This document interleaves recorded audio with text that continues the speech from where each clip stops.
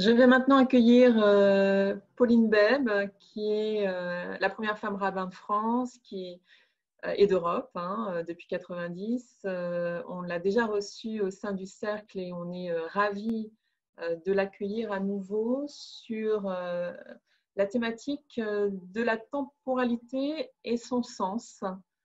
Et je vais sans plus attendre lui laisser la parole. Merci Pauline de votre présence. Merci beaucoup, vous m'entendez bien? Parfaitement. Je suis ravie d'être parmi vous, même si c'est à distance.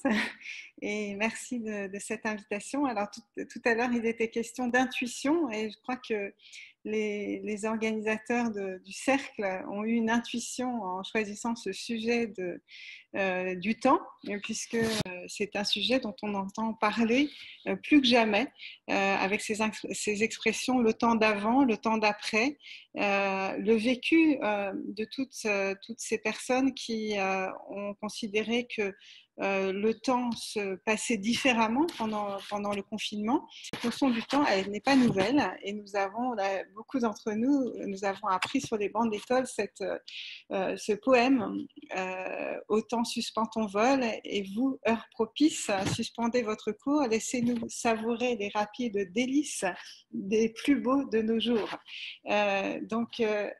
C'est un sujet abordé depuis toujours, y compris depuis la Bible. Alors, je voudrais d'abord, dans un premier temps, parler de l'impossibilité de contrôler le temps, en tout cas cette sensation d'impossibilité. Nous parlons de conquête de l'espace et l'opposons souvent à la conquête du temps. Et en réalité, dans ces deux conquêtes, nous essayons de repousser les limites. On va plus loin et on va plus vite. On gagne du temps, mais la question est précisément peut-être non pas de vouloir gagner du temps, mais de savoir le perdre et peut-être le retrouver. Et bien sûr, je voudrais évoquer le magnifique titre de Proust, À la recherche du temps perdu. Alors, dans la langue hébraïque, il y a une petite lettre qui est le Vav, qui est un petit bâton, et qui, dans l'hébreu biblique en particulier, c'est le Vav conversif. Et c'est une petite lettre absolument incroyable, qui fait aller du passé au futur et du futur au passé. C'est-à-dire qu'il suffit de l'ajouter à un verbe pour que le verbe devienne un futur quand il est un passé et un passé quand il est un futur. Et donc, ça donne une fluidité du temps extraordinaire. On explore le passé, il a tout à l'heure été question de mémoire, on explore le passé pour bâtir le futur et on se projette aussi dans l'avenir pour revisiter le passé. Ainsi, au temps biblique en tout cas, ce qui est passé n'est pas passé, et ce qui se passe est présent mais fugitif. Quant à l'avenir, il se passera avec ou sans nous, pour autant que nous l'aurons préparé. C'est l'inverse de cette vision qui consisterait à dire après moi le déluge, donc de préparer l'avenir, d'en être conscient. Et j'imagine que sur des sujets d'actualité, ça peut évoquer chez vous un certain nombre de sujets, le fait de préparer, d'être conscient de l'avenir. Un autre mot hébraïque est intéressant, le mot olam, qui signifie à la fois l'espace et le temps. Donc, dans la pensée hébraïque, l'espace et le temps ne sont pas séparés, d'ailleurs en science non plus, puisqu'on mesure l'espace par le temps. Dans ce temps de confinement, on s'est aperçu que le temps passait alors que l'espace restait le même pour ceux qui ne sont pas sortis de chez eux. Et je me rappelle que j'avais acheté un autocollant à ma fille adolescente qui disait « Ne pas changer le décor avant midi ».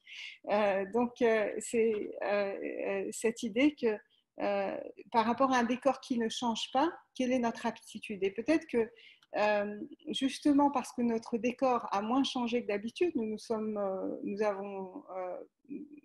restés au même endroit pour la plupart d'entre nous, eh bien le temps passait différemment parce que l'espace ne changeait pas. Autre réflexion, toujours dans cette impossibilité de contrôler le temps, c'est l'opposition qu'on fait très habituellement entre l'être et l'avoir. Est-ce qu'on est dans le temps ou est-ce qu'on a le temps? Est-ce qu'on le possède? Et là, les rabbins disent, ne dis pas, j'étudierai quand j'aurai le temps, peut-être n'auras-tu pas le temps. Et le temps est véritablement ce qui nous échappe, mais nous, dans la pensée rabbinique aussi, il faut se préparer. Nous ne savons pas quand nous allons mourir et il faut se préparer tous les jours à mourir, ce qu'on retrouve aussi chez les philosophes grecs, évidemment. Et cette crise sanitaire nous a fait ressentir cela avec encore plus de relief, avec encore plus de force, d'autant plus si nous avons eu des proches qui sont décédés ou même si nous avons été malades ou si nous avons été en contact avec la mort. On peut peut-être ne pas opposer l'être et l'avoir, comme l'avait fait par exemple Erich Fromm, qui est à la fois talmudiste et psychanalyste, mais dire qu'il faut profiter du temps présent, le savourer, et non pas gaver nos emplois du temps comme nous avons l'habitude, nous avons tendance à le faire, croyant que justement posséder le temps, c'est le remplir. Alors, si nous sommes dans cette impossibilité de contrôler le temps, la tradition juive nous dit, et elle va introduire ça, en fait, la Bible est assez révolutionnaire, la Bible sur laquelle, bien sûr, c'est fondé les trois monothéistes. Elle introduit la notion de Shabbat et donc de sanctification du temps. Qu'est-ce que c'est que la sanctification du temps? C'est tout simplement, si on revient à l'étymologie du mot saint en hébreu qui est kadosh, c'est la différence. Sanctifier, c'est rendre le temps différent. J'avais en mémoire ce sketch de Raymond DeVos qui arrive dans une ville où tout le monde court et il se pose la question de qu'est-ce qui fait courir tous ces fous, dit-il. Il y en a qui courent au plus pressé, d'autres qui courent après les honneurs. Celui-ci court après la gloire, celui-là court à sa perte. Mais pourquoi court-il si vite, dit-il? Et il répond, pour gagner du temps. Si on revient un peu en arrière dans l'histoire, évidemment, c'est un sujet qui est souvent abordé. Et en particulier dans cette histoire chassidique qui introduit la notion de Shabbat en décrivant un étudiant qui court pour aller étudier chez son maître. Il court, il arrive tout essoufflé et son maître lui dit « Mais pourquoi cours-tu » Et il répond « Je suis en retard ». Et il dit « Mais non, tu n'es qu'un idiot, en fait tu as oublié de regarder le ciel ». Et cette idée-là de regarder le ciel, c'est l'idée du Shabbat. C'est ce temps particulier qui va être rendu différent où on va regarder le ciel et peut-être prendre le temps. Et puis, cette considération du temps avec peut-être une dimension différente, il y a le temps de l'amour. Dans la Bible, on nous dit par exemple que Jacob travaille 7 ans pour obtenir Rachel, dont il était tombé amoureux. C'est dans le chapitre 29 de la Genèse. Et il y a un petit commentaire qui est magnifique. Donc on parle de ces 7 années qui furent à ses yeux comme quelques jours, tant il l'aimait. Donc 7 ans qui furent quelques jours tant il l'aimait. C'est un magnifique verset du narrateur sur l'élasticité du temps et qui fait bien comprendre que chacun a son temps, que bien sûr le sentiment amoureux va accélérer le temps, au contraire l'arrêter, le suspendre, mais aussi que chacun a son temps. C'est-à-dire que l'autre n'a pas les mêmes aiguilles sur sa montre. Certaines aiguilles sont plutôt dolentes, d'autres pressées. Et lorsque on rencontre l'autre, eh bien, on peut penser qu'il faut respecter sa manière de penser le temps. Ainsi, si on passe à une comparaison dans le monde de l'entreprise par rapport à un collaborateur, il faudrait accepter que le temps s'écoule d'une autre manière pour la personne qui travaille avec vous. qu'il ne s'agit pas de mesurer le temps à la montre peut-être, mais plutôt au résultat, puisque chacun a vécu du temps différent. Je vous rappelle, tout à l'heure, Einstein a été cité, je crois, dans le chat, donc je le cite à nouveau, ce qui disait « Placez votre main sur un poil, 1 minute, et ça vous semble durer 1 heure. Asseyez-vous auprès d'une jolie fille 1 heure, et ça vous semble durer 1 minute. C'est cela, la relativité. » Donc, il le dit avec beaucoup d'humour, mais en fonction de ce que nous faisons et ce que nous ressentons, et peut-être nos intuitions aussi, le temps va passer différemment. Alors, il y a aussi le temps de la conversation. Il a été beaucoup question pendant ce temps de confinement de comment travailler à distance, et en particulier le temps autour de la machine à café qui disparaissait de ces réunions virtuelles. Et ce n'est pas seulement le temps autour de la machine à café, mais c'est aussi le temps informel, ces conversations, ces apartés qui sont plus très possibles, même s'il y a le chat et qu'on peut avoir des conversations privées, mais ce n'est pas la même chose quand nous sommes à distance.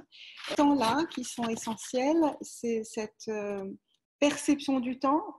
Une autre référence, c'est celle d'Harry Potter. Je ne sais pas si vous êtes familier de ce sablier.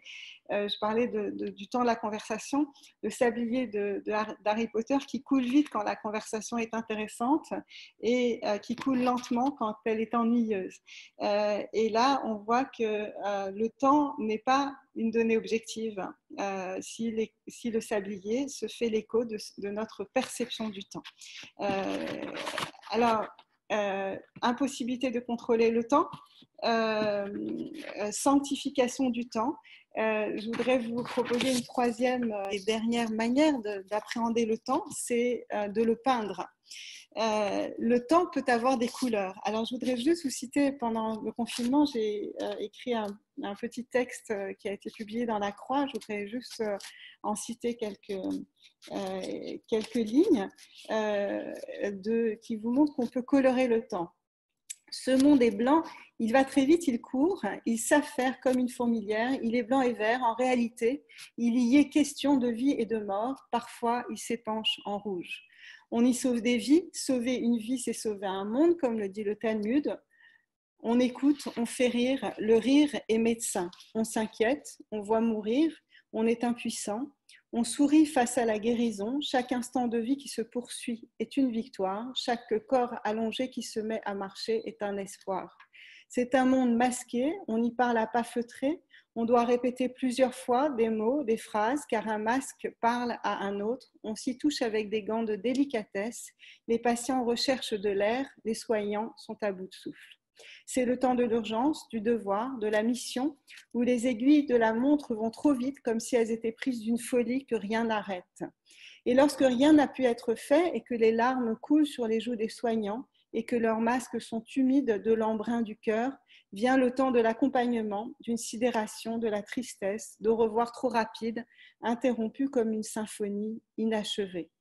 Il y a le temps du confinement, des murs des maisons pour ceux qui ont la chance d'avoir un toit, qui deviennent des paysages comme des tableaux qui ne bougent pas.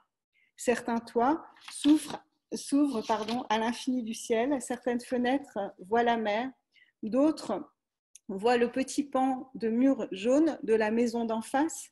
Certains creusent leur solitude et broient leurs idées contre les 4 murs de leur confinement. D'autres sont ensemble sans le vouloir, les enfants crient, l'école est à la maison, les livres et les cahiers sont étalés sur la table de la cuisine. Ce temps-là se distend comme de la guimauve violette dont les enfants goûtent la douceur et que les parents regardent dubitatifs. Ce temps est parfois gris, parfois ensoleillé. Il passe tantôt lentement, tantôt vite. Et puis, il y a le temps de la valse, le temps du printemps, des bourgeons, celui-là est multicolore. C'est le temps des oiseaux qui volent de branche en branche en continuant leur vie d'oiseau. Je me demande souvent comment un oiseau jauge la capacité d'une branche à soutenir son poids. Il n'y a pas beaucoup d'oiseaux qui se cassent la figure. Peut-être devrions-nous apprendre davantage des oiseaux, voir et prévoir, tâtonner et savoir, apprécier chaque instant, chaque couleur, chaque respiration. Voilà, ça continue, mais je m'arrête là pour la citation. Le temps peut être un décor, mais ce n'est pas la permanence qu'il faut chercher, mais plutôt l'adaptabilité. Il est évident que sortir des process, en particulier dans les entreprises, nous permet d'aller vers plus de responsabilité et d'aller plus vite dans les crises comme celle que nous vivons aujourd'hui. Et puis, apprécier le temps, c'est ce que j'ai déjà dit de manière différente, mais je veux citer le grand rabbin Jonathan Sacks, grand rabbin d'Angleterre, qui dit qu'il ne faut pas mesurer le prix des choses, mais la valeur des choses. Et enfin, donc si on ne peut pas contrôler le temps, on peut le sanctifier, le rendre différent, le colorer.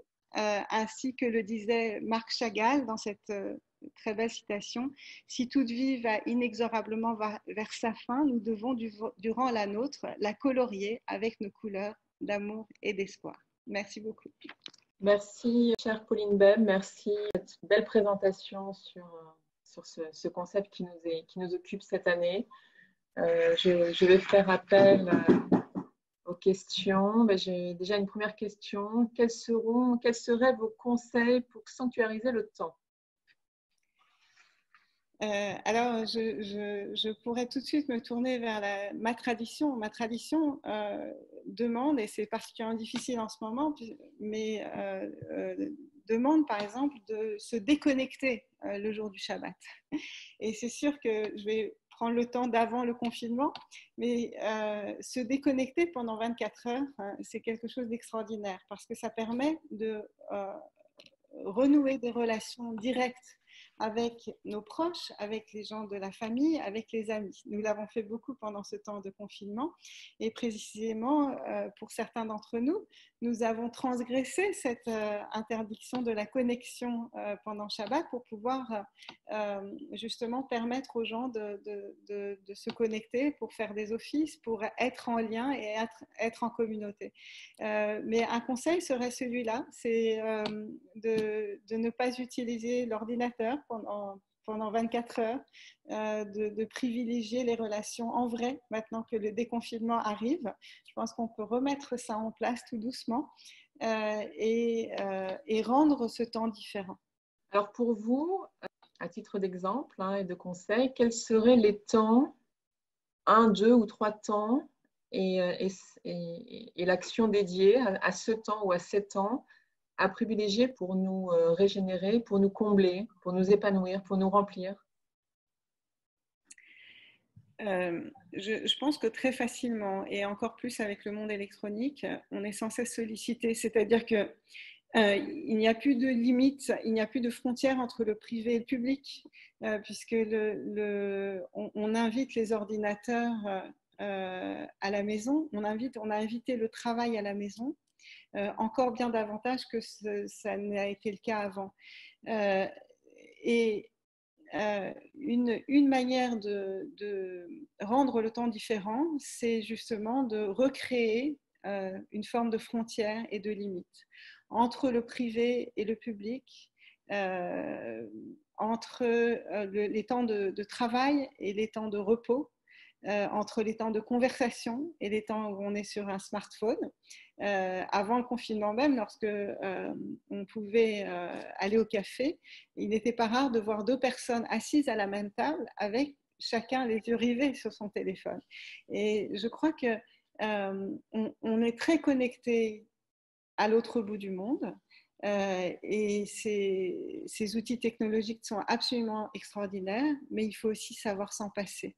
Et finalement, s'il y a une leçon de ce confinement, c'est aussi que se voir en vrai, se discuter même à 2 mètres de distance, ça change tout par rapport à un écran qui, malgré tous les progrès technologiques, fait écran. Merci. J'avais une question de Didier Pitlet sur l'espérance comme lumière qui dimensionne le temps et le sens donné à ce temps pour redevenir acteur et non spectateur de nos vies. Est-ce que vous avez un sentiment à ce sujet, sur cette assertion? Oui, le mot espérance que vous avez peut-être entendu en hébreu, c'est tikva. Ça vient du fil, en fait. C'est regarder à l'horizon. et regarder à l'horizon. C'est un peu ce qui était dit par Philippe Gabillet tout à l'heure, c'est-à-dire qu'il faut on n'est pas prophète, on ne sait pas ce qui va arriver, et à la fois il faut espérer, parce que si on n'a pas d'espoir de temps meilleur ou d'amélioration ou de construire, alors effectivement on se replie sur soi et on ne peut pas avancer. Et on le voit souvent, on voit que des personnes qui ont perdu tout espoir ont du mal à bâtir, parce qu'à quoi bon? Et je crois que l'histoire que je représente en tant que rabbin du peuple juif, c'est une histoire qui est tissée d'espérance. Parce que le peuple juif a été malmené, a été violenté, a subi beaucoup de moments très difficiles. Et pourtant, il a toujours eu comme message le fait de garder l'espoir, la possibilité, si l'on veut, de construire des lendemains meilleurs. Si vous le voulez, ce ne sera pas un rêve. C'est l'association des uns et des autres, parce qu'on ne le fait pas tout seul, bien sûr, et ce n'est pas seulement le peuple juif, mais c'est toute l'humanité. C'est l'association de tous ces bras qui sont mis au bout les uns des autres, qui permettent d'atteindre le ciel et de caresser les étoiles. Donc l'espoir est essentiel. Alors peut-être une dernière question sur ces moments confinés que nous avons vécus. On sort peu à peu de ce confinement, mais comment adapter nos perceptions dans ces temps? Ce que je vois dans ma pratique rabbinique, et donc vous pouvez imaginer que ce temps a été un temps de travail intense qui n'a pas été facile, puisque j'ai été en contact avec voilà, des gens qui étaient malades, des familles qu'il fallait accompagner, des gens heureusement qui se sont sortis de la maladie. Et puis, comme je l'ai dit dans mon texte aussi, la difficulté du confinement, parce que ce n'est pas facile d'être tout le temps ensemble. Un individu, c'est une liberté. Et les couples, les familles n'ont pas l'habitude d'être autant ensemble. Donc, ce sont des difficultés. Et j'ai oublié la question juste rappelez-moi en 2 mots. Voilà, c'est comment appréhender, Oui, ou comment comment appréhender, vous avez pardon. appréhendé ce confinement Ça y est, ça. sereinement et peut-être adapter nos perceptions par rapport à cette Alors, je crois imposée. que finalement, quelle que soit la réalité, et c'est là où tout à l'heure on parlait de l'intuition et du raisonnement, mais dans la pensée hébraïque, le cœur est le siège à la fois des émotions et des idées. C'est-à-dire que les émotions et les idées ne sont pas séparées. Les mathématiques et le français, les lettres et les chiffres ne sont pas séparés non plus. Et je crois que quel que soit le raisonnement et quels que soient les faits, on l'a vu tout à l'heure, même pour des faits scientifiques, c'est-à-dire qu'on a vu que les scientifiques n'étaient pas d'accord entre eux. Qu'il y a eu des décisions qui n'ont pas été très coordonnées dans le monde. Et donc, ça a créé beaucoup d'incertitudes. Et face à cette incertitude, face à la peur de la maladie, nous sommes préparés très différemment. C'est-à-dire qu'il peut y avoir des personnes qui sont à risque et qui n'ont pas peur, et des personnes qui ne sont pas à risque et qui ont peur. Et je crois que cette dimension-là, quelle que soit l'entreprise dans laquelle nous sommes, puisque nous sommes tous quelque part des bâtisseurs, et en particulier vous, quelle que soit cette entreprise, il ne faut pas minimiser cette capacité à faire face aux risques ou à ne pas faire face aux risques. Et dans le déconfinement, on trouve ça. C'est-à-dire que je crois qu'il y a des gens qui ont peur et il y a des gens qui ont confiance. Et bien sûr, en tant que ministre du culte, moi, je veux donner confiance pour que la vie reprenne, mais pas de manière irraisonnée, bien sûr, en écoutant tout ce que disent les scientifiques. Mais je pense qu'il faut que d'une manière ou d'une autre, la vie puisse continuer. Merci, chère Pauline Bem, merci de ce témoignage, de cette belle intervention qui nous a inspirés, qui nous a donné espoir aussi. Un grand merci.